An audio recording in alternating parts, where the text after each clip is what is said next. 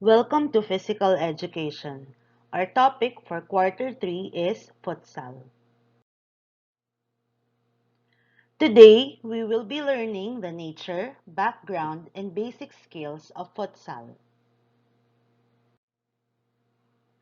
Futsal is the counterpart of soccer in the indoor setting, and since the game area is a smaller version of the soccer field, rules are also edited to fit the playing court. This is played by two teams with 5 members each like in a basketball game. The name futsal came from the Spanish words football and sala or football de salon and Portuguese words futebol de salão, meaning soccer played indoors. In 1985, futsal's second World Championship was held in Madrid where the official name football sala was still used, and then it evolved to futsal and is the name used until today. Futsal started in 1930 when a teacher named Juan Carlos Seriani of Uruguay created an indoor version of football for recreation activities in the YMCA. This game was originally for playing on basketball courts and a rule book was published in September 1933. Seriani adopted the rules he created from different sports that already existed. The principle of allowing the player to touch the ball with all parts of the body except the hands is from football. The number of teams, the number of players per team, and the game duration was adopted from basketball. The rules about goalkeeping is from water polo, while the field and goal size is from handball.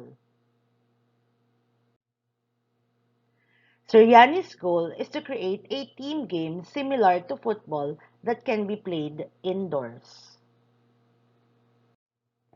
But in 1956, Habib Mapuz and Luis de Oliveira wrote the Book of Rules of Futsal to be adopted in the international level. And today, there are currently two governing bodies, Asociación Mundial de Futsal or AMF and the Federación Internacional de Fútbol Association FIFA, who maintained and regulated the official rules of their respective versions of futsal. For the number of players, each team is only allowed to have 12 players, but only 5 players are to play at a time, making one of them the goalkeeper. Substitutions are allowed during the entirety of the game, but the games will not continue if there are teams with lesser than 3 players on the pitch. The pitch is the playing area. They should be made up of wood or artificial material as long as it is flat and non-abrasive. There is a minimum and maximum area for the pitch and it must be marked with lines. The longer boundary lines are called the touch lines, while the shorter ones are the goal lines.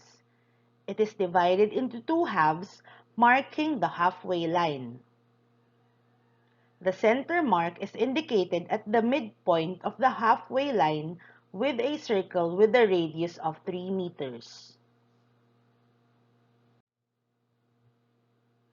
The penalty area are two imaginary lines of 6 meters in length from the outside of each goal post and at the right angles to the goal line. At the end of these lines, a quarter circle is drawn in the direction of the nearest touch line with a radius of 6 meters from the outside of the goal post. While the second penalty mark is 10 meters from the midpoint between the goalpost and equidistant to them, and the corner arc is another quarter circle with a radius of 25 centimeters from each corner of the pitch. There are two periods of 20 minutes with time stopping at every dead ball. A break of 15 minutes is given on halftime and only one timeout is allowed per team for every half, which lasts for 1 minute. While some lower leagues uses 24 minutes but with running time in their rules. There is a rectangular goal positioned at the middle of each goal line. The inner edges of the vertical goal post must be 3 meters apart, while the horizontal crossbar supported by the goal post must be 2 meters above the ground. Nets made of hemp, jute, or nylon is attached to the back of the goal post and the crossbar. Now, let us go one by one on the basic skills we need to play futsal.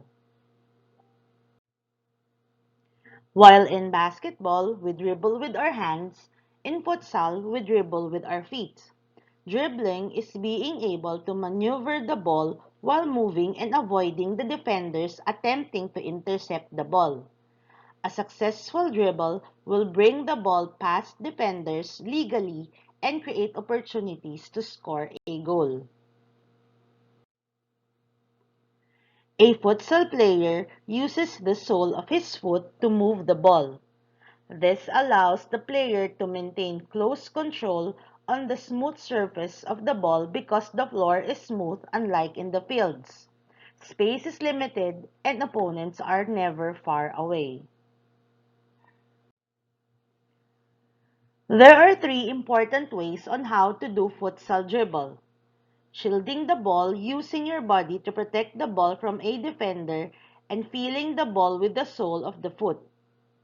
Deception is using your agility, feints, and sharp turns to move away with the ball from your opponent, while moving the ball using your heel and toe so that the ball is never stationary.